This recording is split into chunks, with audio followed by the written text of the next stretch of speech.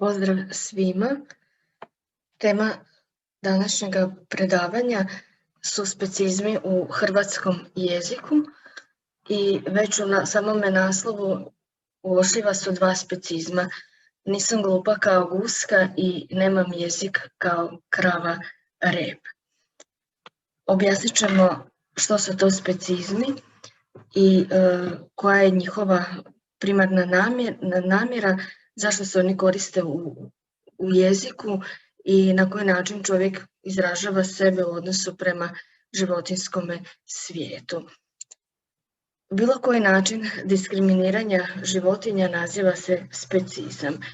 Čovjek je oduvijek uspoređivao sebe sa životinjama i opisivao svoj emotivan odnos prema životinjama, osobito s onima s kojima dolazi često u doticaj, a taj odnos je vrlo često bio diskriminirajući, odnosno životinje je polarizirao kao dobre ili loše, kao pozitivne ili negativne i zapravo na taj način je vršio diskriminaciju prema njima.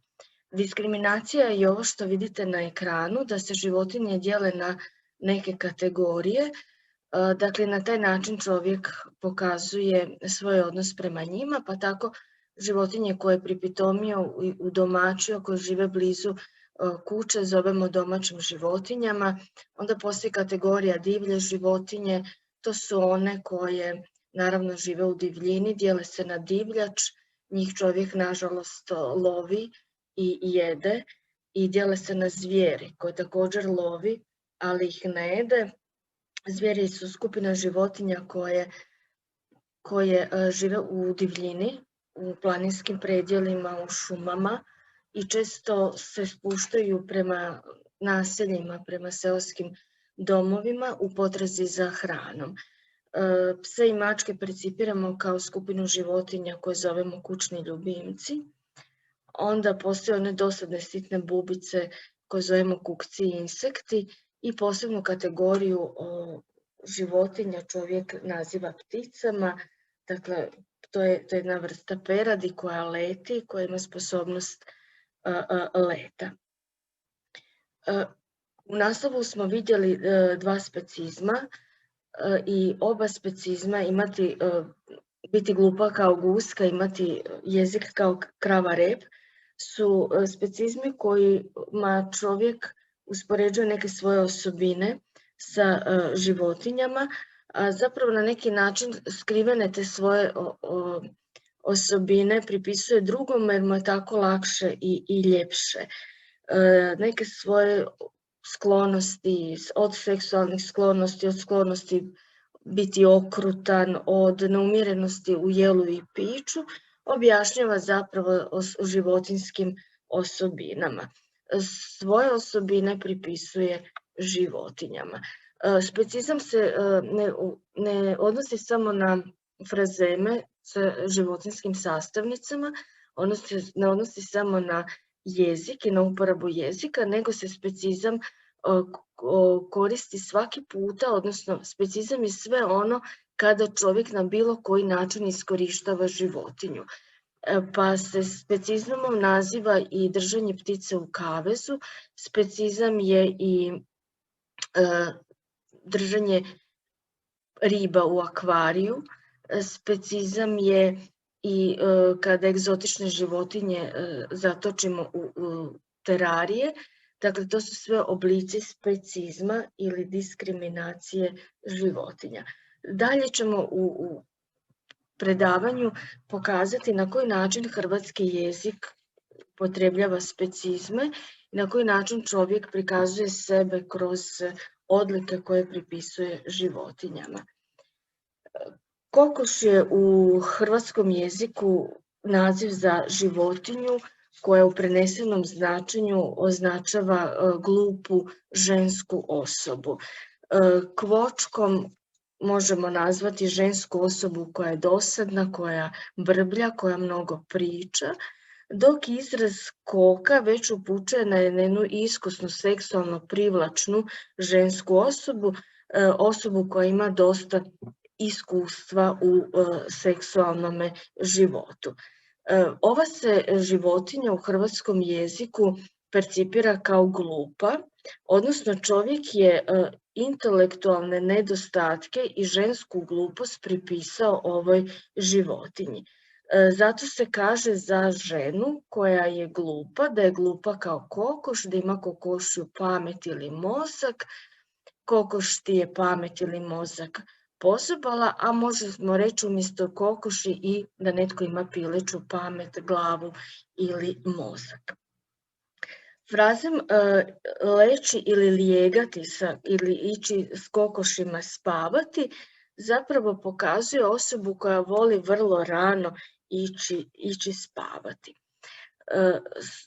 Frazem ili specizam čuvam što ili čuvam nešto kao kvočka piliće pokazuje na osobu koja je pretjerano brižna, koja je pretjerano čuva nekoga ili nešto, ali ta pretjeranost ima i negativan karakter, ona je pomalo i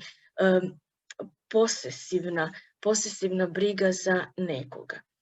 U frazemu, u pozadini frazema osjećam se kao pokisla kokoš je slika kokoši koja se natopila recimo vani nad kišom i čije perje slijepljeno, mokro, pokislo i zapravo takva kokoš izaziva u nama sažaljenje, pa je onda značenje tog frazema da se osjećamo jadno, nikako, smeteno, zbunjeno i da nas netko pogleda izazvali bismo u njemu osjećaj samilosti. I čorava koka nađe zrno je frazem koji kaže da i netko uvijek može pronaći nešto sasvim slučajno, nenadano, dakle nešto se dogodilo iznenada i sasvim slučajno. Zaklati koga kao pile je vrlo okrutan frazem, ono postoji i u inačici ubiti koga kao psa ili kao mačku, a svi su ti frazemi motivirani bezobzirnim, brutalnim ubijanjem životinja, bilo psa, bilo mačaka, odnosno klanjem peradi. Dakle, ova životinja se u hrvatskom jeziku percipira kao da je glupa, zapravo nije, ali te osobine pokušava čovjek pripisati prvo životinji pa onda nekoj drugoj osobi. Ni guska kao životinja nije bolje prošla i ona se u hrvatskom jeziku simbolično upotrebljava u značenju glupe ženske osobe. Zato za nekoga se kaže joj kakva je ona guska. Frazemom izgubiti se kao guske u magli zapravo nazivamo neke ljude koji su povukli neinteligentne postupke, koji su postupili vrlo naivno, pomalo i glupo i zbog toga nisu odviše pametni u poslovnom smislu.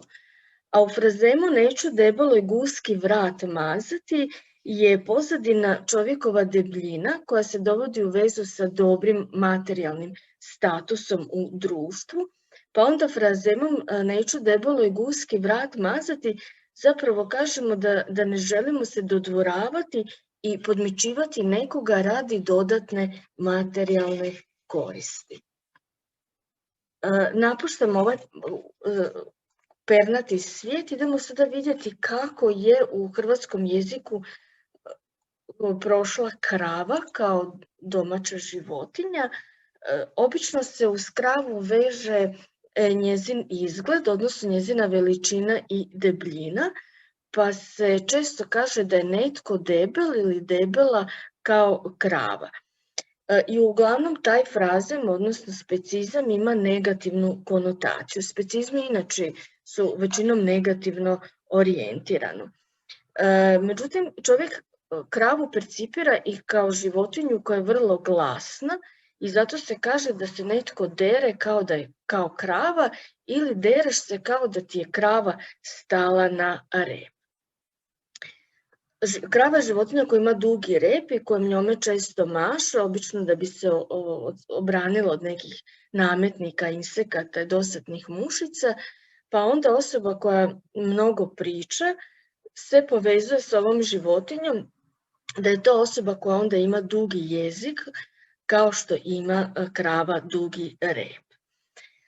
U pozadini frazema Nisam ti ja krava muzara je zapravo slika kravljeg vimena prepunog mlijeka, međutim ovo je zapravo simbolika krave, životinje koja ima mnogo mlijeka i u njoj je izrečena želja za iskorištavanjem druge osobe. U frazemu imati i štalicu i kravicu upućuje se na čovjeka koji ima najosnovnije potrebe za život. Zanimljiv je specizam, govoriš francuski kao krava latinski, što znači da je to osoba koja ne zna i dobro se ne služi stranim jezicima.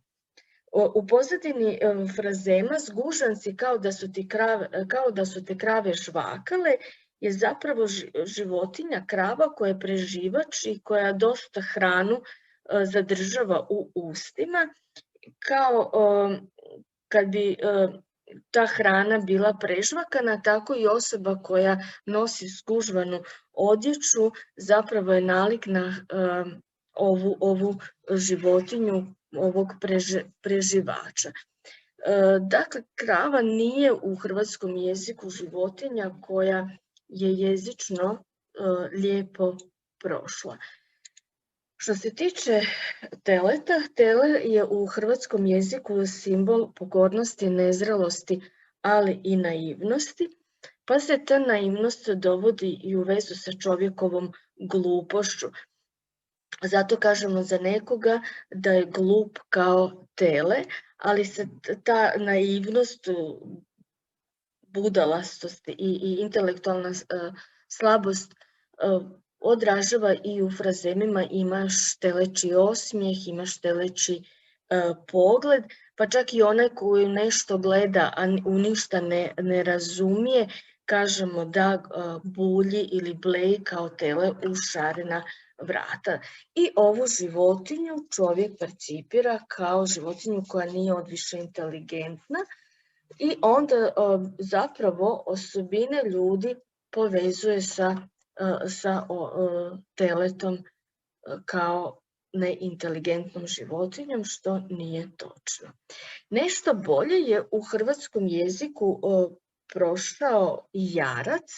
Jarac je simbol muškosti, izobilja, ali i snage, te takozvane pohote, pa se obično za muškarca koji je već u poznim godinama, ali je dobrog seksualnog zdravlja, zna reći da je on stari jarac.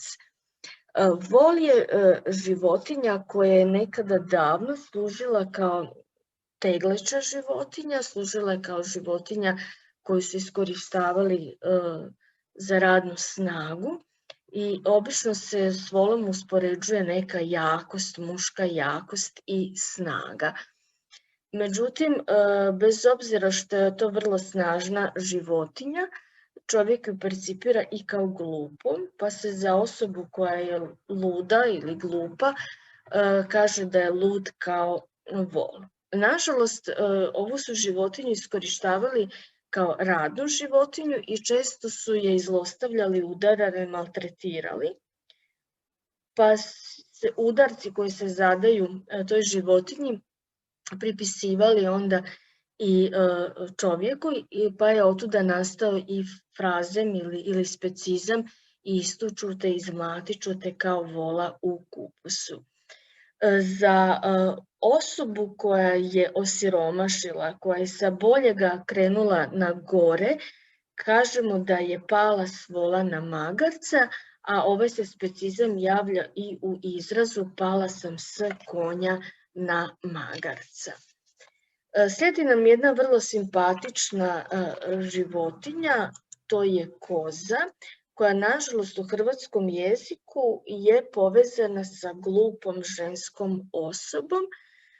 Međutim, koza je životinja koja zna biti i tvrdoglava, pa čovjek tu tvrdoglavost pripisuje njoj, a za ženu koja je tvrdoglava zna se reći da je baš prava koza ili kozo jedna ili kakva koza u značenju nekoga čuđenja.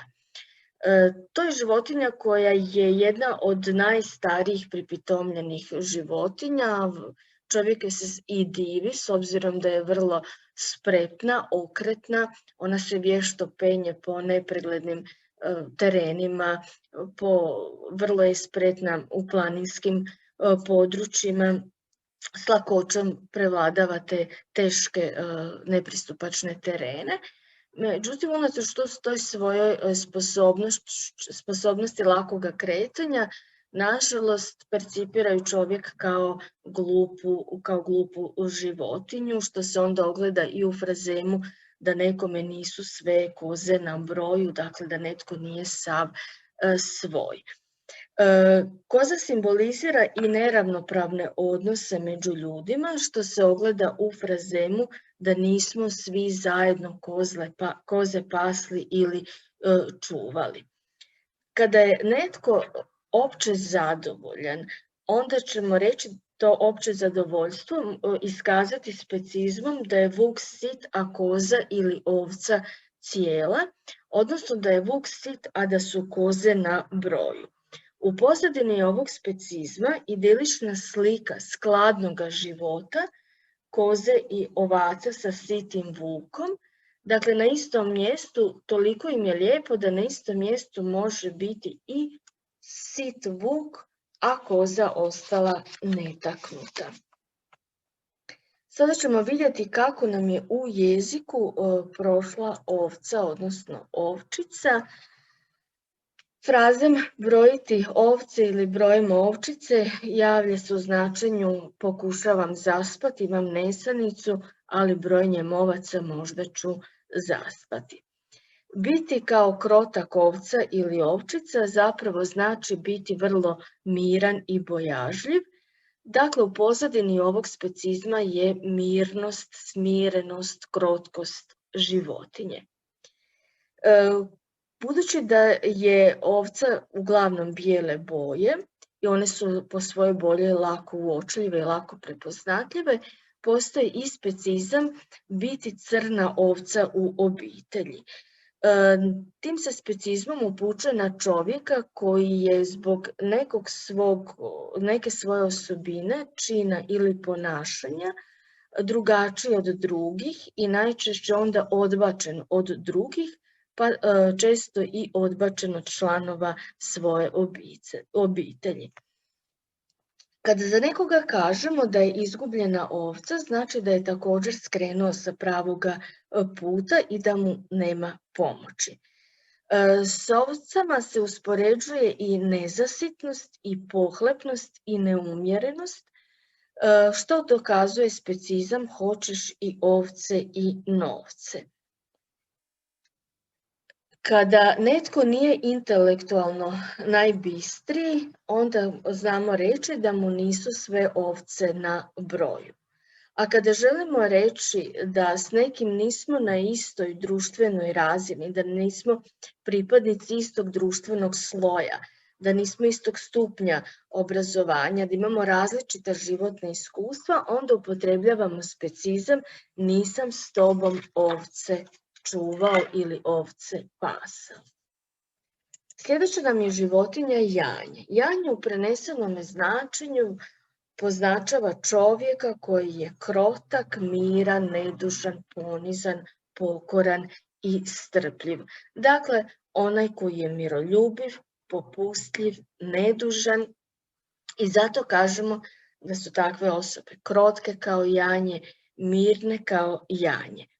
Međutim, postoji i specizam ideš ili ponašaš se kao janje na klanje, kao da ide janje na klanje, to znači, nažalost, da te životinje strpljivo, mirno podnose najokrutniji čin klanja, pa se za osobu koja se ne opire nikakvim nepravdama i teškoćama, zapravo u pozadini je toga frazema upravo janje koje odlazi na klanje. Ti si žrtveno janje ili ne pravi se nevino janje, nevino janješće je zapravo specizam koji ima biblijsku konotaciju, jer se Krist često u biblijskoj ikonografiji prikazivao upravo u slici janjeta kao simbola Kristove žrtve. Od svih domaćih životinja zapravo najgore je prošla svinja i njezine izvedenice prasac, prase, krmak, krmača i tako dalje. To je najdiskriminiranija domaća životinja. Njezina debljina se dovodi u vezu sa čovjekovom neumjerenošću u jelu i piću i zato se netko tko se previše najeo ili previše popeo dovodi u vezu sa ovom životinjom, što se ogleda onda u specizmima da se netko najeo ili nažderao kao svinja, da je netko pijan ili se napio kao svinja, da je debel kao prasac i tako dalje. Budući da se ove životinje često u ljetnim mjesecima vole hladiti u kaljuži, u nekoj bari i često se onda pri tome i zaprljaju, ta se slika životinje koja se zapravo hladi svoje tijelo, dovodi u vezu sa prljavim čovjekom, pa se onda za njega i kaže da je prljav kao prase, prasac ili svinja. Za nekoga tko ne zna prave vrijednosti i ne vidi vrijednost nekoga ili nečega, obično kažemo da se ne treba bacati bisere pred svinje. Frazom 13. prase je motivirano činjenicom da svinja ima 12 sisa i da je 13. prase najčešće ono koje je odbačeno jer ga svinja ne može hraniti. Pa je onda i čovjek koji je odbačen od nekoga ili neke skupine nazvan 13. prasetom. Brutalna slika ubijanja svinjadi ili prasadi prisutna je u specizmu da netko skviči kao svinja ili prase kada ga kolju. Postoji još specizama ili frazema u hrvatskom jeziku koji se dovode u vezu sa također velikom životinjom u izrazu krmak, krmača, krmačo jedna i tako dalje. Dakle, u pozadini su slika ove velike životinje i svi ovi frazemi imaju negativnu konotaciju i ako se upotrebljavaju za žensku osobu, onda biti kao krmača može označavati i ženu koja je gojazna, koja je debela, koja je zapuštena, odnosno ženu koja ima loše neke karakterne osobine. Magarac je životinja koja se pripisuje osobina tvrdoglavosti, pa zato kažemo za čovjeka koji je tvrdoglav da je tvrdoglav kao magarac, magara ili mazga. Ovo je životinja koja se koristila često za prijevoz teškog tereta i dok je vukla, nosila taj teret, često je dobijala i batine i to je strpljivo podnosila. Zato se za osobu koja je naviknuta na nepravde kaže da se navikla na to kao magarac na batine. Smatra se da magarac može predvidjeti kišu i da se uoči kiše glasno glasa, pa za osobu koja je preglasna, koja je prebučna u svome govoru, kažemo da reve kao magare, a to se onda može podvesti i pod ovim posljednim specizmom da slutim, naslučujem nešto kao što naslučuje magare kišu. Ako želimo nekome učiniti neku uslugu, a da pri tome ipak nanesemo štetu ili neki nesmotreni potez, kažemo da smo napravili magareću uslugu. Ako smo nekoga nasamarili, onda ćemo to također povezati sa ovom životinjom. Specizam biti u magarećoj klupi, sjediti u magarećoj klupi, Označava klupu u učionici koja je obično posljednja u nizu i u toj klupi su sjedili učenici koji su zbog nečega bili kažnjeni. Čak su dodatno ponižavali učenike na način da je taj učenik koji sjedi u magarećoj klupi morao staviti kapu s magarećim ušima na glavu. I ovo smo rekli da kako magarac može predvidjeti kišu, tako i čovjek može predvidjeti neke loše postupke. Konj je također jedna od životinja koja živi blizu čovjeka, koja se koristila kao radna životinja nekada i obično joj se pripisuju negativne konotacije, tako da konj u prenesenom značenju označava osobu koja nešto radi loše ili nerazumno i to nam potvrđuju prva dva specizma u izrazu konju jedan i glup si kao konj. Međutim, izraz na konju sam ima pozitivnu konotaciju i on je motiviran slikom konjanika koji je pobjedio u ratu u vojsci i zapravo je zadovoljan ishodom borbe. Kada se želimo s nečim pohvaliti, onda ćemo upotrijebiti specizam da i mi konja za trku imamo. Osjećam se kao na konju upotrebljava se u značenju osjećam se dobro, slavno, pobjedonosno, odlično.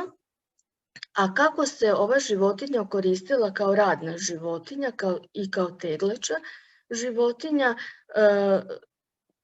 slika toga rada ogleda se u frazemu naradio sam se kao konj, a konj je vrlo snažna i izdržljiva životinja, pa onda i čovjek želi biti snažan i izdržljiv poput nje, odatle i izraz jak si kao konj.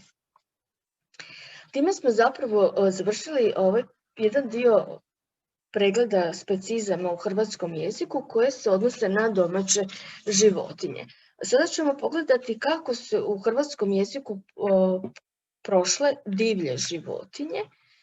Divlje životinje su dakle one koje žive u divljini i dijele se na divljač koje nažalost čovjek lovi i ubija i jede ih, i dijele se na zvijeri, to su životinje koje čovjek ne jede, ali ih ubija iz raznih razloga, potrebe, zato što žele njihovo krzno, ponekad zato što ih se boji, izazivaju strah.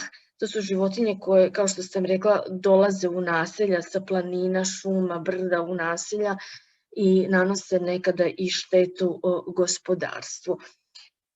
Lukavost se, to svi znamo još iz školskih dana, dovodi u vezu sa lisicom.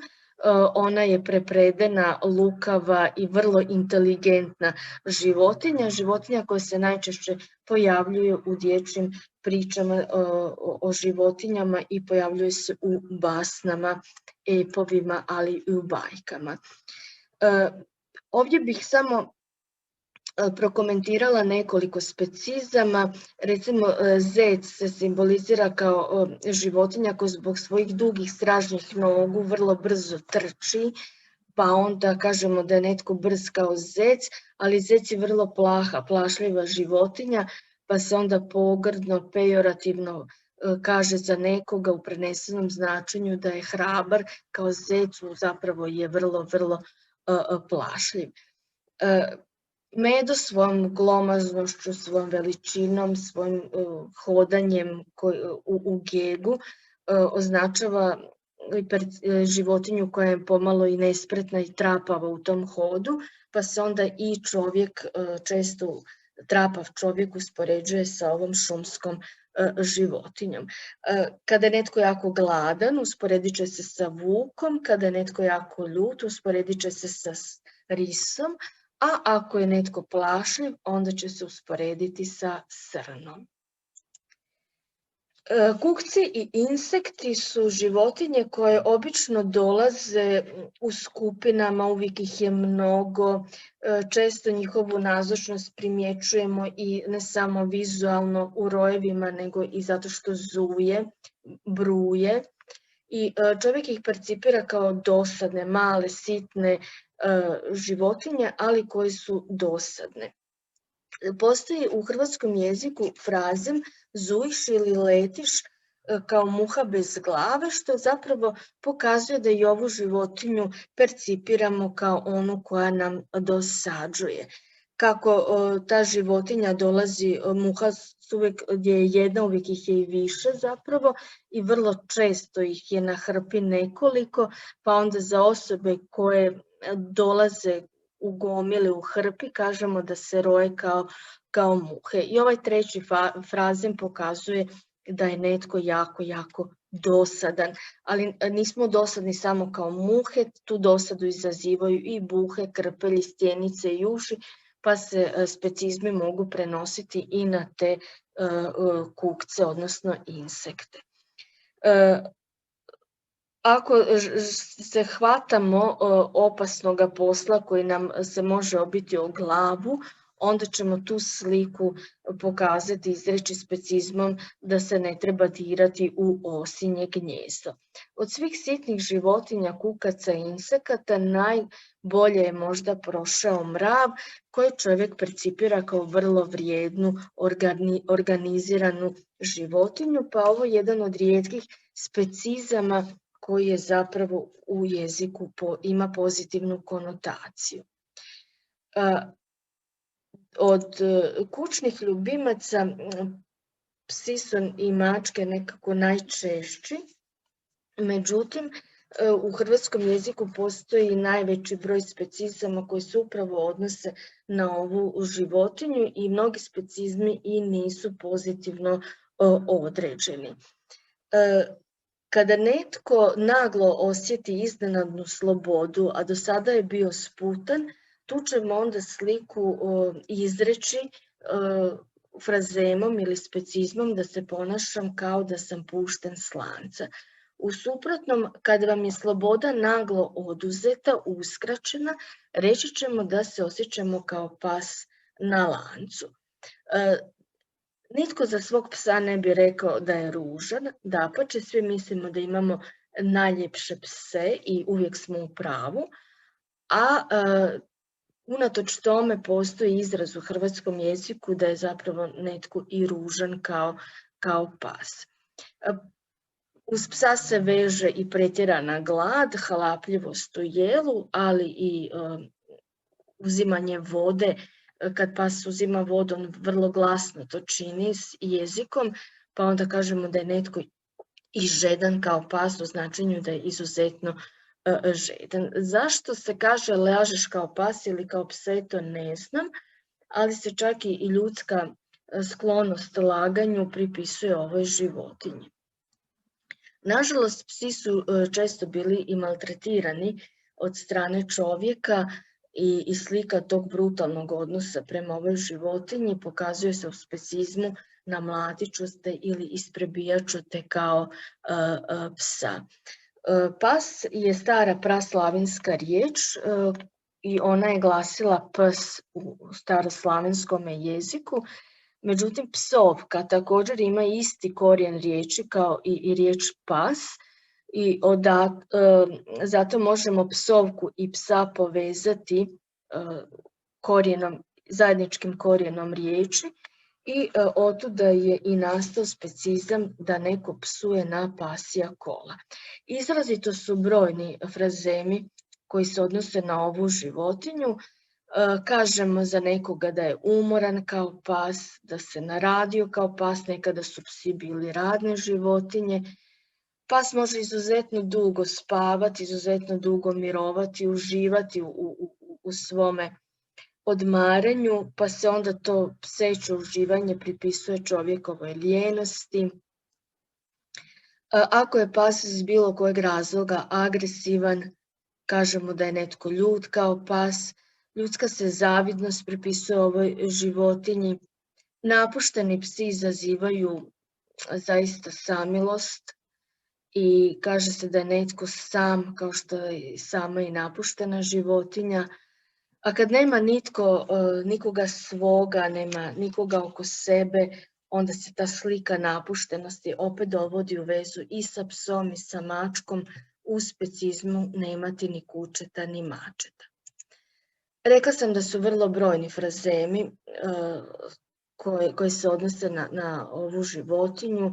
Vjernost se pripisuje njoj, ljubav, zaljubljenost kao lijepe emocije, a postoji neko uvriježeno mišljenje da se psi i mačke međusobno ne vole, što naravno ne mora biti uvijek točno, pa se onda to ogleda u specizmu da se netko slaže ili voli kao pas i mačka, odnosno da živi u slozi ili neslozi kao pas i mačka. I ponovno čovjekova samoća i smrt u samoći se pripisuje načinu na koji mnogi psi umiru odbačeni sami, pa se kaže da je netko umro kao pas. Što se tiče mačaka, mačke nisu ništa bolje prošle ni kao i psi. Za osobu koja je, recimo za muškarca koji je iskusan u životu, pa čak i sa ženama, kažemo da je stari mačak, a za ženu koja je zgodna, koja dobro izgleda, možemo reći da je baš prava mačka. I ova životinju su često ljudi odbijali, udarali, tukli, i u pozadini frazema osjećam se kao prebijena mačka, upravo slika te životinje koju je čovjek naudio. Kada kažemo da netko obilazi ili se mota kao mačka oko vruće kaše, zapravo želimo reći da oklijeva oko nekog posla, da je nesiguran, da nešto ne želi sa sigurnošću obaviti i tako dalje. A kada kupujemo nešto što baš nije najpametnije, što sluti, miriše na neku nepravdu ili na ishod koji nije odviše dobar, kažemo da kupuje mačka u vreći. I za neki čin koji također neće dobro završiti, kažemo da se igramo kao mačka s mišem. Samoća se također, kao što sam već rekla, dovodi u vezu sa mačkom kao i sa psom, a kada je nešto posve uzaludno, kada ništa ne vrijedi, kada zapravo možemo prekrižiti neki događaj, posao i slično, onda kažemo ma objesi to mačku o rep. Ptice su skupina životinja kojim se čovjek relativno divi i sve što je u vezi sa pticom može biti zapravo simbol ljudskog maštanja i opisivanja. Njezin pjev, njezina ljepota perja, njezina sloboda leta, njezina sposobnost prelaženja velikih udaljenosti. Sve su to osobine ovih pernatih životinja kojima se čovjek divi. I to se ogleda i u specizmima. Specizmi u kojima su uvrštene ptice nužno ne moraju biti, dakle, loše.